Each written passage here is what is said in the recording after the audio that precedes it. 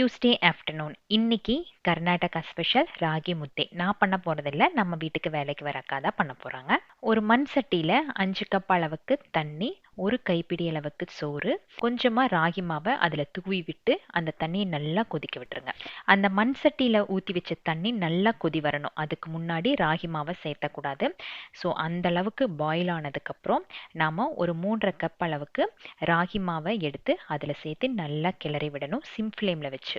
நம்ம எல்லாத்து வீட்லேயும் மத்து இருக்கு இல்லையா, அதோட பேக் சைடு வச்சு இதை நல்லா மிக்ஸ் பண்ணிகிட்டே இருந்தீங்க அப்படின்னா ஒரு 5 மினிட்ஸில் நல்லா சாஃப்ட் ஆயிரும். அதுக்கப்புறம் ஒரு 2 மினிட்ஸ் க்ளோஸ் பண்ணி சிம் ஃப்ளேமில் வச்சுருங்க. அந்த சூட்லேயே அது நல்லா வெந்துடும். அதுக்கப்புறம் அடுப்பை விட்டு இறக்கி இந்த மாதிரி ஒரு பிளேட்டில் தனியாக எடுத்து வச்சு கொஞ்சமாக வேணுன்னா நெய் ஆட் பண்ணி அதே சூட்டோட உருண்டை பிடிச்சி எடுத்துக்கோங்க. நான்வெஜ் கிரேவி, பருப்பு குழம்பு எல்லாமே செமையாக இருக்கும். நம்ம ஊரில் செய்கிற ராகி களிக்கும் இதுக்கும் கொஞ்சம் டிஃப்ரென்ஸ் இருக்கும்.